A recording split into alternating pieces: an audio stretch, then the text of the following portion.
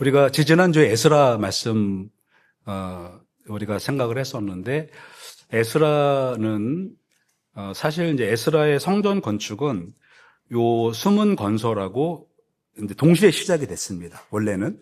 근데 그러니까 성벽 공사, 예루살렘 성을 쌓는 성벽 공사는 기적적으로 52일 만에 그게 완공이 됐습니다.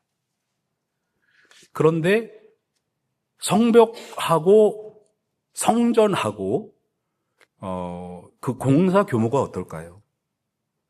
성벽은 예루살렘 성 전체를 쌓는 거고 성전은 우리 교당 예배당 많은 거 이런 거 하나 짓는 건데 근데 성벽 공사는 기적적으로 52일 만에 완성이 된 반면 조그만 성전 하나 짓는 데는 16년이 지나도 완공이 안 된 거예요. 이거 어떻게 하면 좋습니까? 그게 이제 그러니까 일단 사람이요 이제 그렇더라고요. 자기가 이게 전도를 할 때 있지 않습니까? 일단 호주에 막 들어오면 그때 바로 전도를 해야 돼요. 그러면 교회를 나오기가 쉽습니다. 근데 호주에 적응을 하잖아요? 전도 안 됩니다. 그러면. 네. 그러니까 이스라엘 사람들이 그냥 어떻게든지 성벽 공사만 완성이 되면 그 다음에 성전을 짓겠노라고 그렇게 다짐을 했어요. 이스라엘 주변에는 대적들이 많거든요. 에돔 족속이나 이런 대적들이 많아가지고 언제 쳐들어올지 모르니까 그냥 성벽만 완성이 되면 우리가 정말 성전을 잘 지어드리겠노라고 그렇게 다짐을 했었지만 막상 성벽이 완성돼서 자기네들이 안전하다고 생각을 하니까 성전 공사가 진행이 안 됩니다. 근데 또 더 재미있는 건 오늘 요거는 52일 만에 성벽 공사가 완성이 되고 부흥회를 하는 겁니다. 앞으로 우리가 믿음 생활을 정말 잘하겠습니다. 예, 이렇게 부흥회를 하는데 그냥 은혜 받고 홀딱 까먹어가지고 16년 동안 성전 공사가 이루어졌던 그런 것을 우리가 지지난주에 성전에 대한 말씀을 했고 오늘은 성벽에 관한 말씀을 하는데 자 너무 많은 거를 우리가 생각을 하면 은혜가 안 되니까 오늘 것만 집중을 하겠습니다. 오늘 거의 집중은 뭐냐면 수문 앞 광장에서 일어난 부흥회라는 거예요. 근데 이 부흥회는 뭐냐? 오늘 말씀의 제목처럼 재건하는 부흥회입니다. 그동안에 무너졌던 이스라엘의 신앙을 재건하는 그러한 부흥회를 하는 겁니다. 이스라엘은요, 이렇게 문이 성벽이 있으면 한국도 이제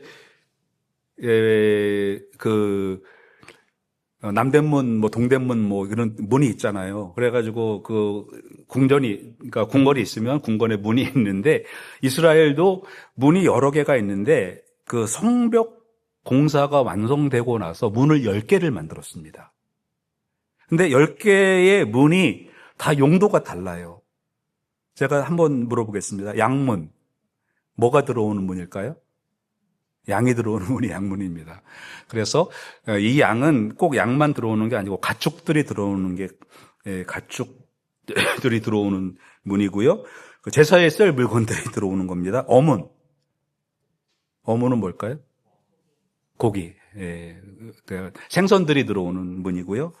옛문 그러면 이제 옛날 도시랑 연결되는 그런 문이고요. 이제 골짜기 문이라고 있는데 흰놈 골짜기와 연결된 문이고요. 요거는 알 수도 있고 모를 수도 있고 분문이라는 게 있습니다. 분문. 어르신들은 금방 아시겠지만 무슨 문이겠습니까? 분뇨들이 나간. 그러니까 꼭 그것만 아니고 이제 쓰레기들이 나가는 문이고요. 그다음에 샘문, 실로암과 연결되어 있는 그런 문이고요. 수문은 이제 기혼샘이라는 것, 물을 길어오는 그런 것이고요. 마문은 말이 들어오는 문이고, 꼭 말뿐만 아니고 이제 그 군대들이 이 마문을 통해서 들어오고요. 동문은 뭐냐면 아주 정동쪽에 있습니다. 해 뜨는 쪽에. 그 동문은 하나님의 영광이 들어오는 문이라고 하는데 바로 성전과 연결된, 동문으로 들어오면 바로 성전과 연결된 이제 그런 문이 있었고요. 한미갓문이라는 문이 있었는데, 요거는 이제 군대가 소집되면 이제 군대들이 모이는 그러한 문이었는데, 여기가 이런 여러 문들 가운데서 수문에서 부흥회가 이제 물이 들어오는 데죠. 수문에서 부흥회가 일어나는데 몇 명쯤 모였겠나 대충 생각을 해보면 뭐 기록은 없지만 당시 포로에서 돌아온 사람들이 5만 명이라고 보면 아마도 3만에서 5만 정도의 사람이 모였지 않았겠냐 이렇게 우리가 합리적 추측을 해볼 수가 있고요. 그러면 3만에서 5만 명이 모여서 에스라 혼자 부흥회를 하면 그 사람들이 그걸 다 들을 수 있었겠냐 라고, 이거 혹시 거짓말 아니야? 이런 또 합리적인 또 의심을 여러분들이 하시면 그건 이제 제가 오해라는 것을 말씀을 드리고, 성지 순례를 갔다 오신 분들, 성지라는 하는 것도 그렇지만, 하여튼 이제 갔다 온 분들이 베세다를 이제 다녀오신다 그래요. 근데 그 베세다에서 오병이어, 그러니까 물고기 2마리와 보리떡 5덩이로 5,000명을 먹인 기적이 일어나는 곳인데, 거기에 사람이 5,000명이 모였잖아요. 그럼 예수님이 말씀을 하시면 5,000명이 들을 수 있었겠냐? 근데 갔다 온 사람들이 하는 이야기는 들을 수도 있었지 않겠냐? 왜 그러냐면 그 지형이 누군가 큰 소리를 지르면 그 안에 소리가 울려가지고 들리는 그런 구조랍니다. 이제 우리 교회도 보면 이렇게 밑에다가 나무를 댔잖아요. 나무판을 댔는데 여러분들이 오페라하우스에 가면 오페라하우스는 이렇게 두꺼운 나무로 다 둘러져 있습니다. 그리고 문이 저렇게 있는 게 아니고 문 앞에도 나무들이 되어 있어요. 이거를 하는 이유가 뭐냐면 벽돌을 하면 소리가 빨려 들어갑니다. 벽돌에. 혼자 여기서 소리를 내면 마이크 없이도 소리가 잘 들립니다. 뒤에까지. 근데 여럿이 여기 앉아 계시면 제가 마이크를 사용하지 않으면 소리가 잘 안 들리세요. 왜 안 들리냐면 여러분들이 제 소리를 빨아 드시기 때문에 그런 거예요. 예.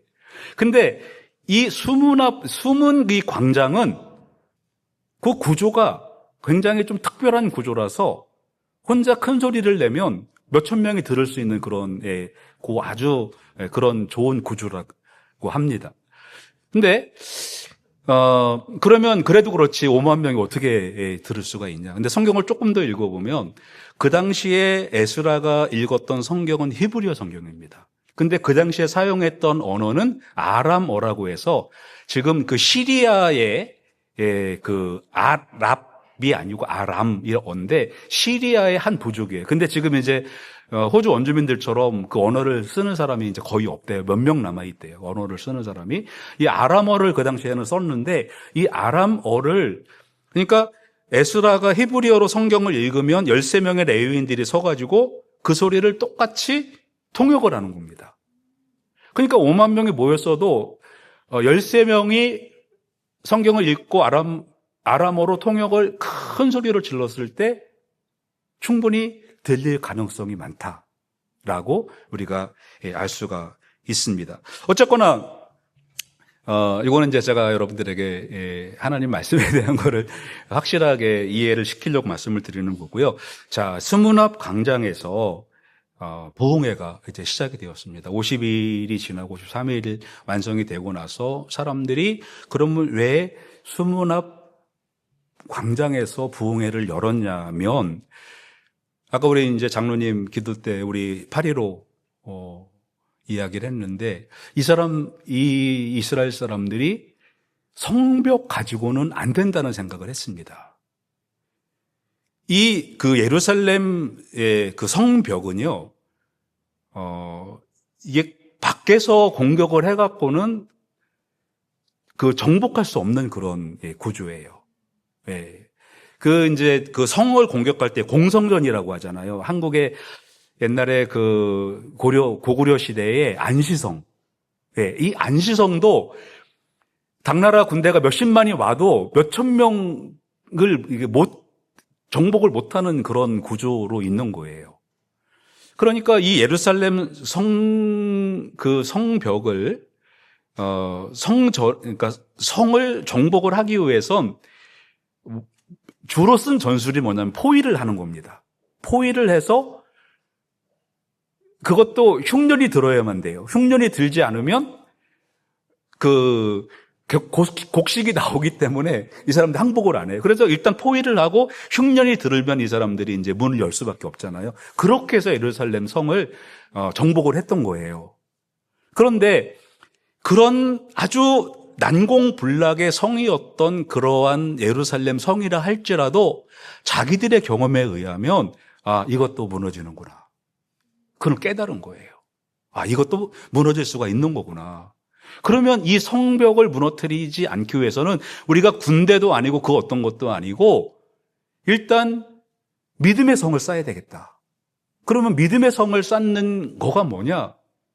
말씀임을 우리가 말씀을 받아야 되겠다. 그래가지고 느헤미야 8장 1절에 이스라엘 백성들이 학사 에스라에게 우리에게 말씀을 들려주십시오.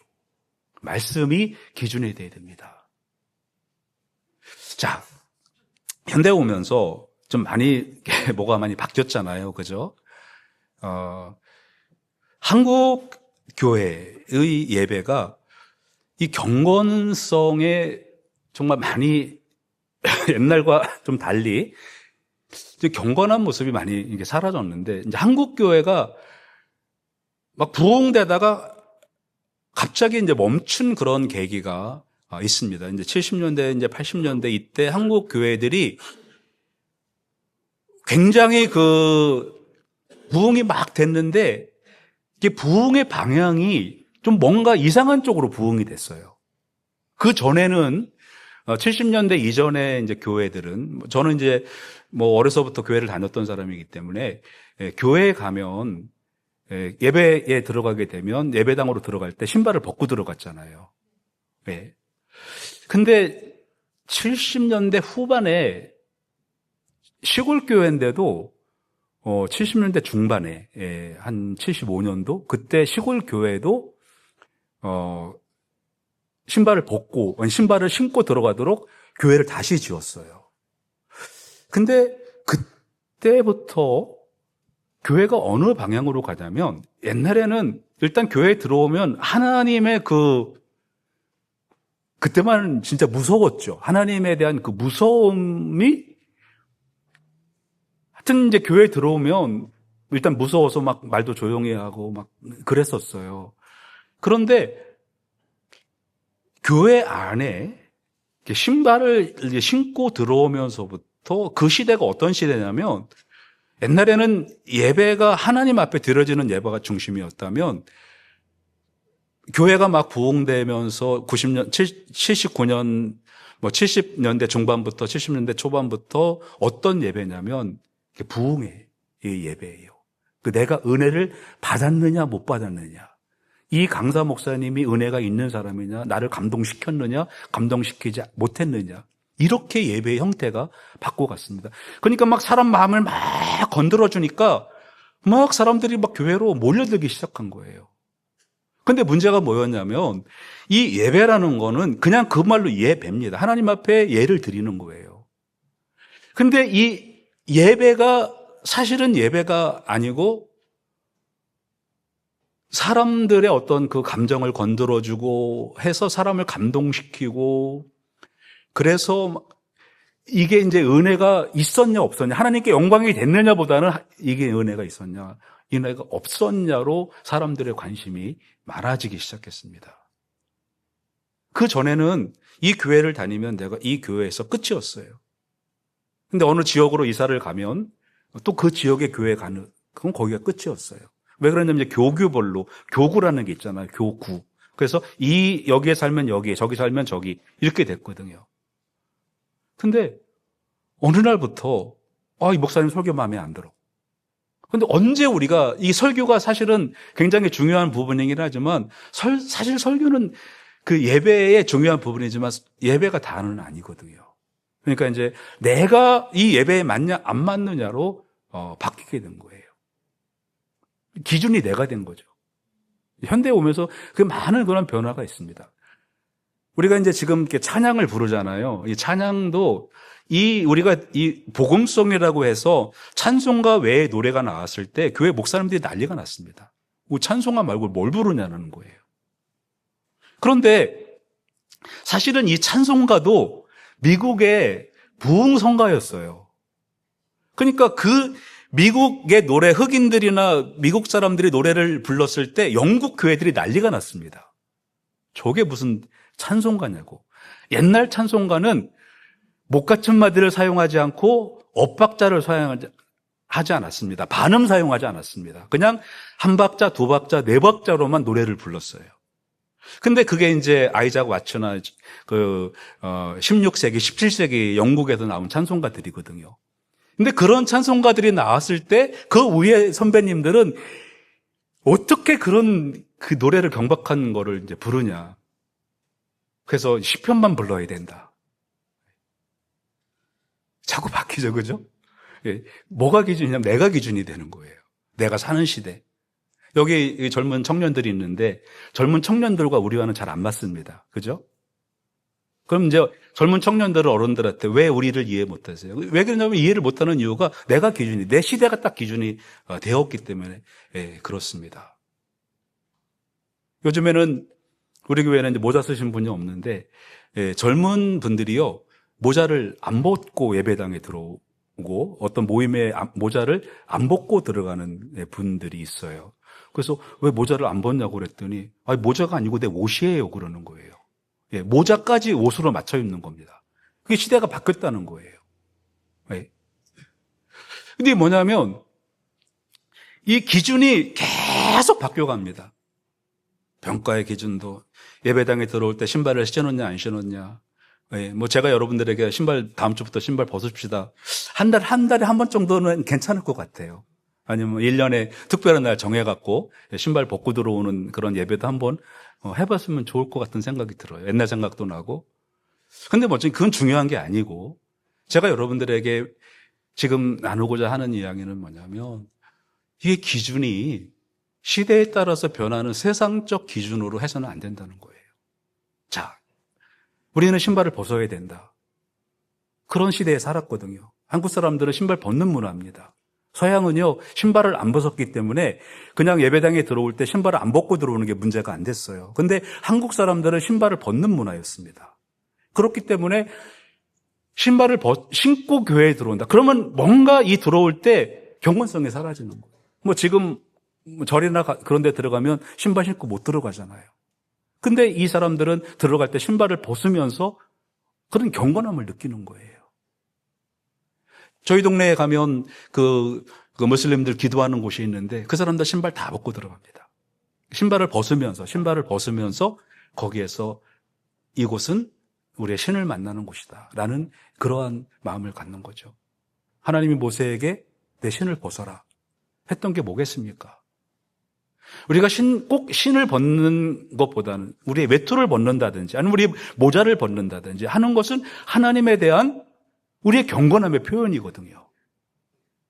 그런데 이 경건함에 대한 표현이 현대에 오면서 너무나 많이 사라졌다는 겁니다. 제가 사실 컵을 안 가져오려고 했었는데 컵을 갖고 왔어요. 제가 또 기침을 할까 봐. 근데 다행히도 이제 기침이 안 나오는데 사실 저도 이제 그런 뭐 율법주의는 아니지만 그 율법적인 그게 있는 거예요. 내가 컵을 들고 와서 내가 설교 시간에 컵을 마시면 성도님들이 내 컵을 드는 모습을 보고 정신이 흐트러지지 않을까, 이 마음이 흐트러지지 않을까. 그 시계를 차도 이 검정색 시계를 잘 안 보이게. 전 이제 뭐 이렇게 반짝거리는 시계가 있거든요. 그건 제가 잘 안 차고 올라옵니다. 여러분들에게 혹시나 디스트랙트가 될까봐, 방해가 될까봐. 예. 근데 어쩌면 이제 그런 것들이 경건성을 이렇게 사라지게 하는 이제 그런 건데 기준이 여러분 사실은 뭐 시계를 반짝이는 걸 차던 여기 앞에 나올 때 양복을 입던 가운을 입던 여러분들이 예배당에 들어올 때 신발을 신고 들어오든 안 들어오든 아니면 외투를 입고 들어오든 아니면 외투를 벗고 들어오든 그런 것들보다 가장 중요한 게 뭐냐면 이게 말씀에서 기준에서 벗어나느냐 벗어나지 않느냐는 거예요. 그러니까 이 부흥회가 뭐냐면 이스라엘 백성들이 에스라에게 박사님, 목사님이겠죠. 목사님, 좀 말씀을 저에게 알려주십시오. 우리가 지금 기준이 사라졌는데 뭐가 기준인지 우리가 알아야 되겠습니다. 좀 말씀을 우리에게 좀 알려주십시오. 그래가지고 시작된 것이 바로 이 수문학 광장의 부흥회였던 것입니다. 여러분들도 오늘 말씀을 들을 때 이게 말씀이 우리의 기준이 돼야 되는구나. 내가 한복을 입고 양복을 입고 그게 중요한 게 아니고 말씀이 기준이 돼야 되겠구나. 그거를 이 시간 생각하는 시간이 되었으면 좋겠습니다. 근데 어쨌거나 이게 이제 우리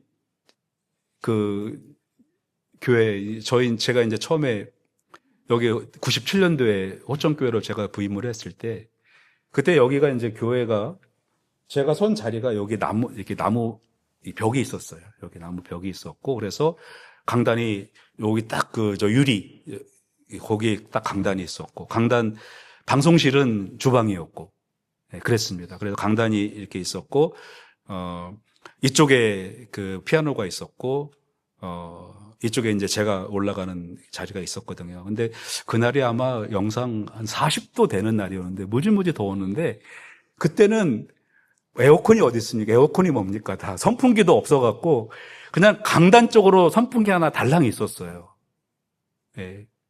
그래서 그날도 일단 올라갔는데 11시부터 막 찌는데 그나마도 뜨뜻한 바람이긴 하지만 바람이 설교자인 저에게만 양복을 입었기 때문에 바람이 그래도 왔어요. 그런데 올라가서 무릎을 꿇고 예배 준비 전에 이제 기도를 하는데 갑자기 바람이 멈추는 거예요. 그래서 그나마 선풍기까지 고장났나 보다. 어떻게 하면 좋냐. 근데 벌써 다 젖었어요. 그때. 다 젖었는데 나중에 알고 보니까 선풍기 대가리가 어떤 여자 청년이 자기 쪽으로 돌려놨어요. 그걸. 그래가지고 하여튼 그날 양복하고 아내가 다 혼밥 땀으로 젖었는데 그래도 그때 제가 설교하면서 예배하면서 예배에 대한 하나님에 대한 그러한 집중하는 거 그거는 지금보다 더 간절했던 것 같아요. 만약에 지금 에어컨 없는 우리 교회에 에어컨이 없다. 그러면 아마 예배 인원이 2배로 늘어나진 않겠죠, 그죠? 오늘 이 말씀을 통해서 우리가 모든 환경이나 이런 거를 극복하는 그러한 하나님에 대한 경건함, 하나님에 대한 경외함, 예배하는 그러한 자세를 한번 우리가 생각을 해보려고 합니다. 말씀이 이제 본론에 들어가기 전에 이게 이제 여러분들이 이렇게 훈계하는 내용이 나올 수도 있어요. 근데 여러분들이 시험이 드시면 안 되고, 아픈 데는 수술을 받아야만 치료가 됩니다. 그죠? 덮어놓으면 안 되는 것처럼 우리가 오늘 말씀을 통해서 저나 여러분이나 한번 우리의 신앙이 정말 하나님을 경외하고 하나님을 간절히 바라는 신앙인지 한번 생각해보는 그러한 시간을 가졌으면 좋겠습니다. 오늘 첫 번째 나눌 말씀은 이 수문학 광장 8장 1절부터 4절에 나와 있는 이 말씀은 뭐냐면 그야말로 제가 말씀을 드렸지만 말씀, 기준을 찾는 그러한 말씀을 사모하는 그러한 예배였다라는 겁니다. 우리가 어떻게 살아야 되나? 70년 동안 바벨론과 페르시아에서 포로 생활하다 돌아왔는데 다 잊어버렸어요. 어떻게 사는지도 모르고 다 잊어버렸어요. 근데 그나마 이제 성벽 공사가 끝나고 나서 어느 정도 안정을 찾았을 때 옛날을 돌아본 거예요. 요시아 시대 얼마나 강한 나라였습니까? 이집트하고 이라크, 바벨론하고 느부갓네살하고 그 왕이 전쟁을 하는데 요시아가 너네들 네 맘대로 하지 마. 이 정도로 강력한 나라가 유다 나라였어요. 그게 망했으니까 유다가 힘이 없었겠지 생각을 하는데 그렇지 않습니다. 공중정원을 지었던 바벨론의 느부갓네살과 전쟁을 할 만한 그러한 능력이 있었던 나라였어요. 그런데 그렇게 강력한 나라가 요시아가 죽은 이후에 급격히 무너지면서 멸망을 해버리거든요. 그거를 알고 있던 유대인들이 이거는 성벽만 가지고는 안 되는구나 라는 것을 깨달은 겁니다. 그러면 우리가 어떻게 해야 되지? 그럼 우리가 어떻게 살아야 되지? 라고 생각을 했을 때 이거는 말이 필요 없이 우리 믿음의 선배들은 우리가 말씀으로 돌아가야 됩니다. 말씀이 기준이 돼야 됩니다. 그래서 이스라엘 사람들이 모여서 말씀을 가르쳐 달라고 한 거예요. 그냥 이 부흥회는요, 제가 성경을 읽고 이렇게 해석하는 그런 설교하는 그러한 부흥회가 아니고 에스라가 히브리어로 성경을 읽으면 레위인들이 그거를 받아가지고 아람어로 소리치는 그러한 성경 읽는 뭐라고 해야 되나요? 성경 봉독회라고 해야 되나요? 그러한 부흥회였던 것입니다. 그런데 이 부흥회가 이스라엘 사람들에게는 정말 아주 그냥 그들의 가슴을 찌르는 그러한 예배가 되었습니다. 우리가 지금까지 이렇게 살아왔는데 말씀을 들으니까 그게 아니었구나. 그렇게 해가지고 부흥회가요, 아침 새벽 8시부터 시작해갖고 12시까지 부흥회가 되는 겁니다. 성경을 여러분 여기에서 아침 6시부터 나와갖고 12시까지 성경 우리 읽자 그러면은 은혜를 많이 받으시겠죠, 그죠? 막 은혜가 막 차고 넘치시겠죠, 그렇죠? 근데 그것도 밖에서 이스라엘의 그 뜨거운 여름, 새벽의 추위. 옛날 어른들이 그러잖아요. 거지들이 얼어 죽는 시간은 해 뜨고 나서 얼어 죽는다고. 해 뜨고 나서 8분 때가 제일 춥습니다. 왜 그런지 아시죠, 여러분들? 제가 창조과학 때 말씀을 드려서. 해에서 출발한 그 햇빛이 지구까지 오는데 8분 걸려요. 그러니까 해가 딱 뜨고 나서 8분까지가 제일 추운 시간이에요.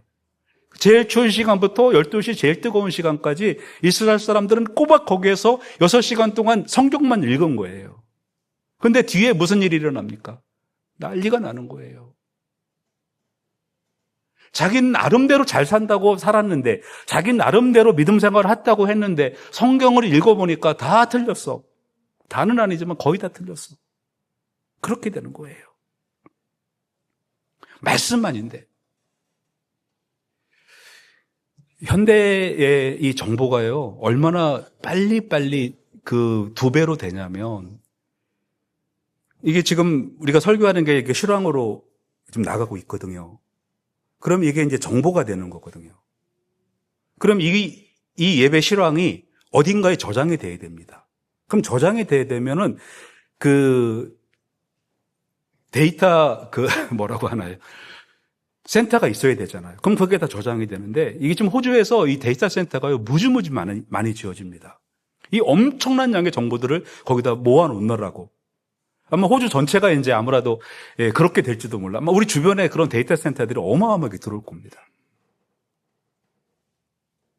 그래서 이 정보의 양이 지금 오늘 이 정보의 양이요 12시간마다 2배가 됩니다.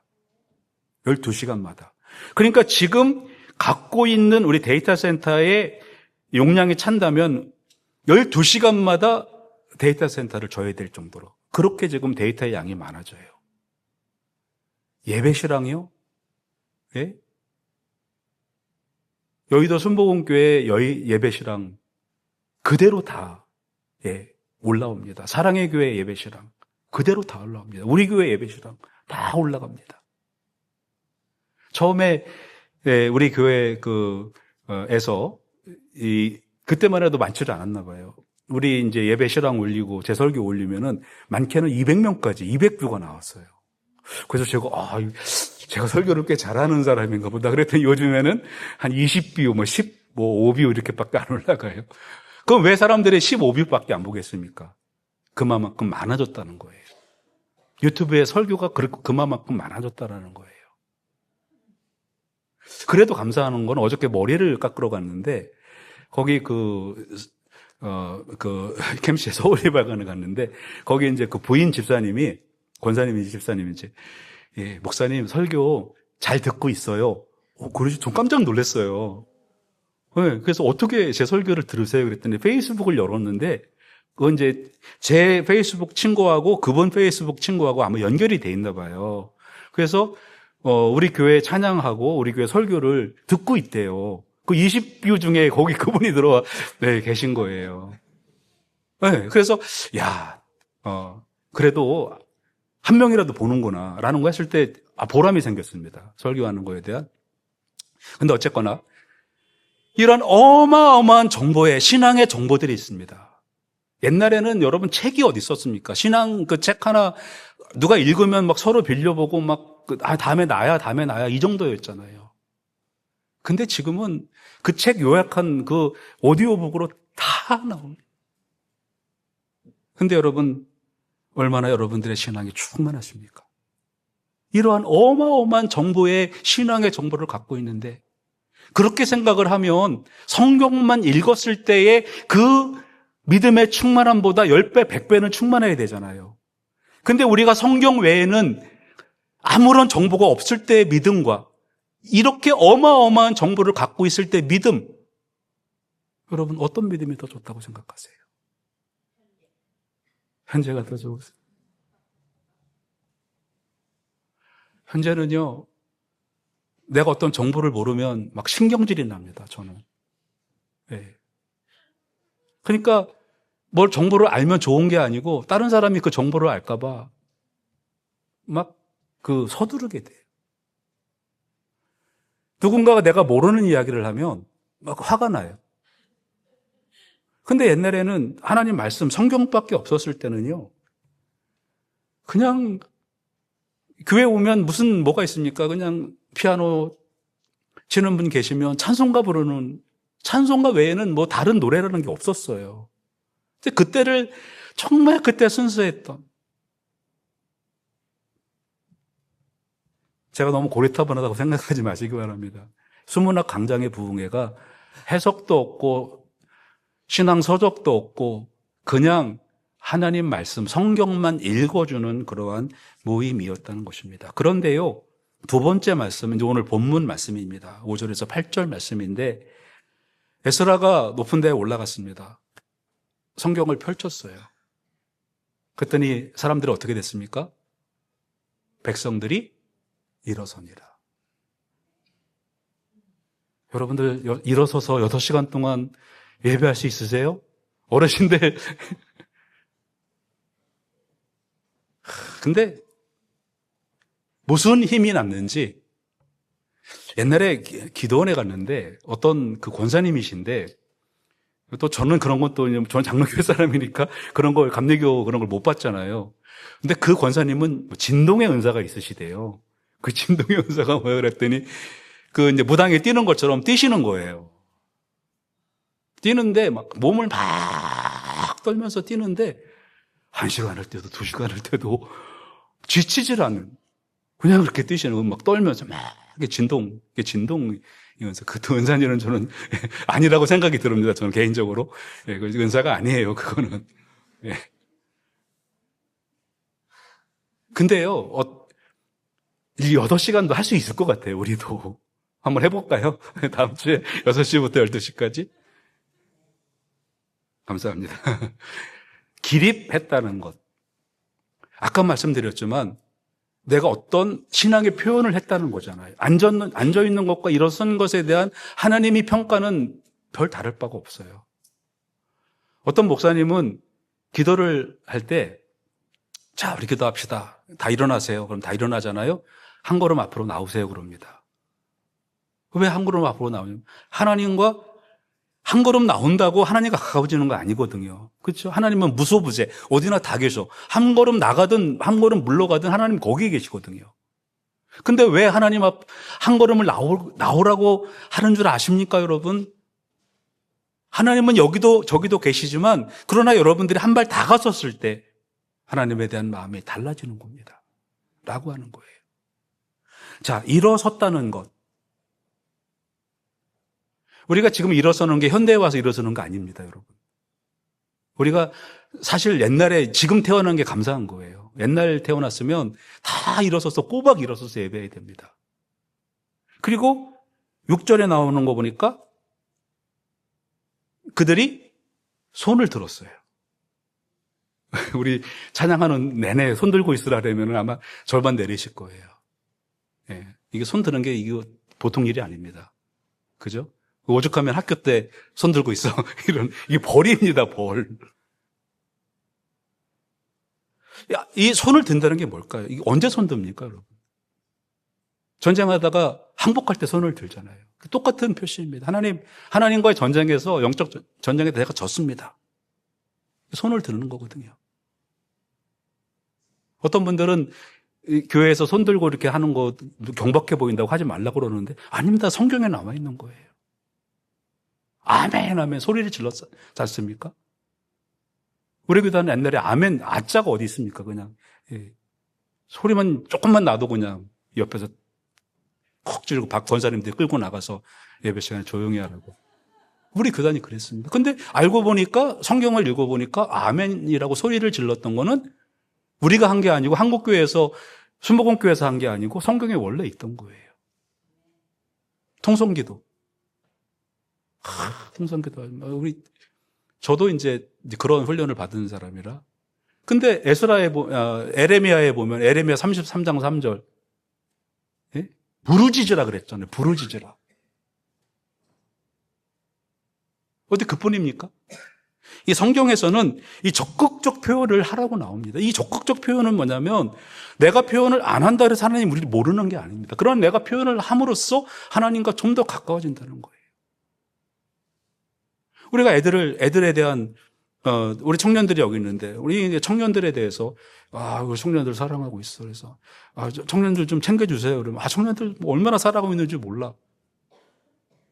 근데 사실 우리 청년들한테 오후 시간에 밥 한번 이렇게 내면서 이렇게 청년들 우리 교회 다음 세대 미래입니다. 이렇게 하는 것과 내가 청년들 얼마나 살아가는 줄 알지?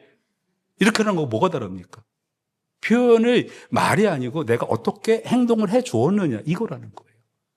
그러니까 성경 말씀이 바로 그거예요. 우리가 여기에서 손을 들고 그 다음에 나중에 보면 무릎을 꿇고 땅에다가 얼굴을 대고 이런 표현들이 뭐냐면 내가 땅에다 얼굴을 안 대도 사실은 상관없어요. 하나님이 그걸 보시기를 원하시는 게 아니라는 겁니다. 그러나 내가 엎드려서 땅에 댔다라는 그러한 표현을 통해서 나와 하나님과의 관계가 얼마나 가까워지고 내가 하나님을 얼마나 경외하는가를 알게 된다는 그런 말씀이에요. 근데 이게 누가 시킨 게 아닙니다. 여기 말씀이 이렇게 나오면서 말씀이 들려주면서 이 사람들이 자기도 모르게 그게 막 나오는 거예요. 이런 행동들이. 그리고 7절과 8절에 보면 막 그 사람들이 성경을 누가 해석해 주는 것도 아니고 그냥 성경만 듣기만 하는데 막 이분들에게 막 깨달음이 밀려오기 시작한 것입니다. 하나님을 경외하는 마음, 땅에 대는 마음, 하나님을 감히 올려볼 수 없는 그러한 마음들이 막 생겨났다라는 거예요. 그리고 오늘 세 번째 말씀은 9절부터 12절 말씀인데 그게 회복이 되는 오늘 재건부흥의 오늘 말씀이잖아요. 그들의 믿음이 회복되어지고 그들의 조상들이 갖고 있었던 믿음이 회복되어지는 역사가 거기서 일어났다라는 겁니다. 9절 말씀에 보면 아주 통곡이 막 일어나잖아요. 제가 이 느헤미야 8장 9절 말씀이 저 목회하게 만든 그 말씀입니다. 여기 옛날에 할아버지 목사님 오셨을 때 그 목사님이 이 성경 이 설교를 해주신 거예요. 근데 백성이 율법의 말씀을 듣고 다 우는지라. 여기 읽었어. 설교 시작 안 했습니다. 근데 읽었는데 갑자기 그때 제가 그 모건대학 그 논문학교였거든요. 논문 쓰다가 이제 인사드리러 간 거예요. 목사님 오셨다 그래갖고. 근데 그때 제가 신앙적인 갈등이 굉장히 심했습니다. 그 진보주의 신학에서 내가 이거 가지고 목회를 할 수 있나? 없나? 내가 이거 가지고 어떻게 설교를 해? 그런데 여기 가서 성경 봉독하겠습니다. 성경 봉독하는데 아직 성경 봉독하고 찬양대 찬양하고 설교해야 되잖아요. 근데 여기에 느헤미야 8장 9절을 읽는데 갑자기 제가 막 눈물이 나오기 시작하는데요. 목사님 설교가 1시간 반 정도 했어요. 1시간 반 정도로 눈물이 그치지 않는 그런 체험을 했어요.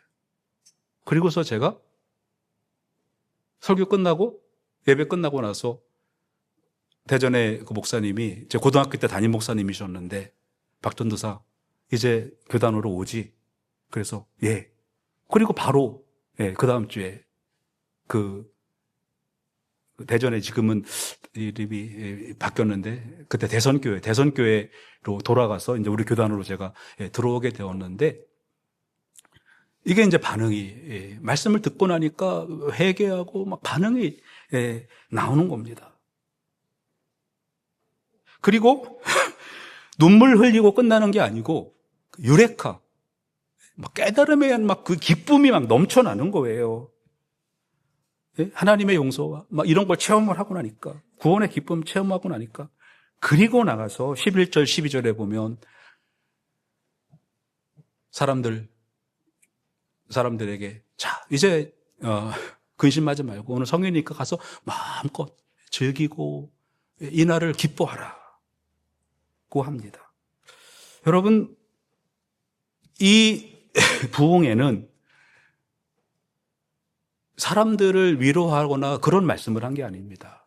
근데 오늘 여기 12절 말씀 본문도 올라와 있는 걸 여러분들 보시면 아시겠지만 그런 거 하나도 없어요. 성경 말씀만 읽었는데 같이 이런 반응들이 나타난다는 것입니다.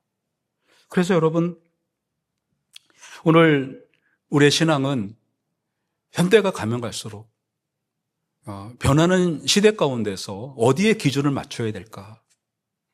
그런 걱정, 고민 하나도 하지 마시고요. 그냥 성경에 맞춰서 살면 됩니다.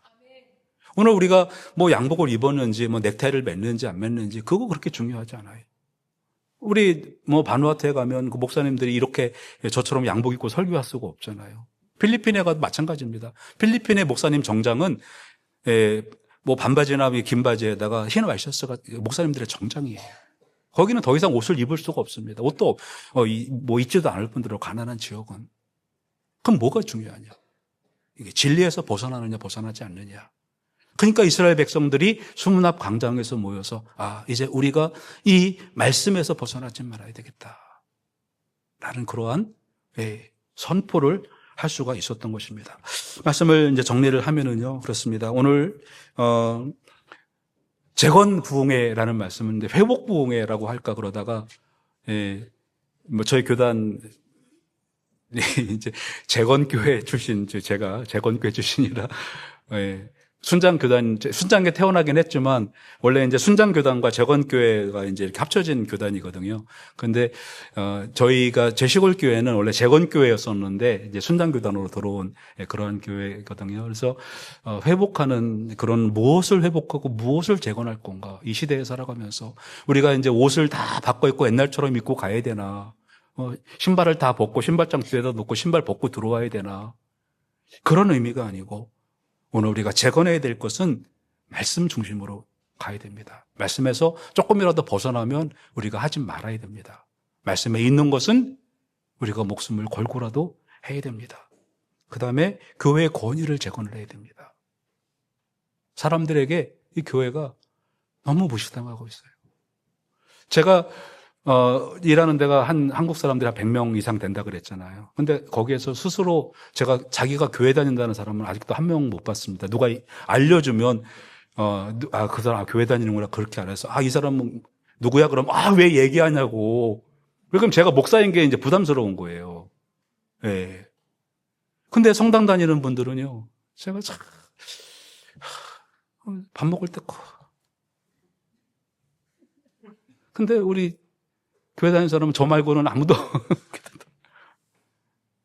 왜 그러면 그게 무슨 문제냐? 사람들이 보기에 신앙 없는 분들이 보기에 저 성당 사람들은 저렇게 믿음을 표현하는구나. 저 교회 다니는 사람들은 아주 기도도 안 하고 밥 먹어. 교회 권위가 떨어지는 거예요. 여러분 교회의 권위를 세우기 위해서는 우리가 말씀대로 살아가려는 노력이 있어야 됩니다. 그다음에 우리 성도들의 신앙의 재건.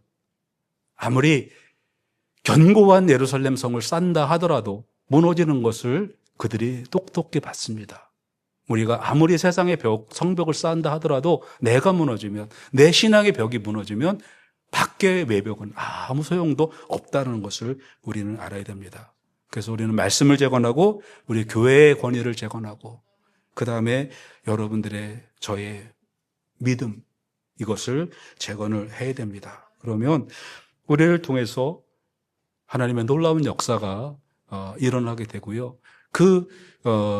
5만 명을 통해서 이스라엘이 다시 한번 일어서는 그런 역사가 일어나는 거예요. 그들의 믿음을 잃었을 때, 예수님을 버렸을 때가 문제가 되었지만 그들의 그 5만 명, 4만 명, 5만 명의 사람들이 다시 이스라엘을 재건했던 그러한 놀라운 역사가 일어나는 것입니다. 오늘 재건 부흥회를 통해서 여러분들의 그러한 믿음, 여러분들 가정과 일터와 속한 모든 곳에서 다시 한번 우리의 믿음이 일어나는 그러한 여러분 되시기를 축원합니다. 기도하시겠습니다. 사랑과 은혜 하나님, 오늘 느헤미야 8장 말씀을 통해서 수문 앞 광장에 모였던 이스라엘 사람들의 그런 놀라운 역사, 그것을 우리가 생각해 보았습니다. 하나님, 정말 우리가 이 시대 변화가는 시대를 살아가는 이 시대 가운데서 우리가 정말 어떻게 우리의 믿음을 회복할 것인지 우리가 한번 깊이 생각하게 하여 주시고 우리의 믿음을 다시 한번 재건하여서 믿음으로써 저희들이 일어나는 우리들이 될 수 있도록 하나님 함께하여 주시옵소서. 하나님, 우리가 정말 거룩한 길이 일어서는 저희들 되게 하시고 우리의 손을 하나님 앞으로 들게 하시고 하나님 앞에 아멘이라고 선포할 수 있는 그러한 능력의 신앙인들 되게 하여 주시옵소서. 우리가 눈물을 흘릴 뿐만 아니고 그것이 회복되어서 우리의 삶의 기쁨으로 넘쳐나게 하여 주시옵소서. 우리가 말로만 생각으로만 신앙인이 아닌 우리의 행동으로서 우리의 삶으로서 표현해내는 그러한 우리의 신앙인들 되게 하여 주시옵소서. 예수님 이름으로 기도드립니다. 아멘.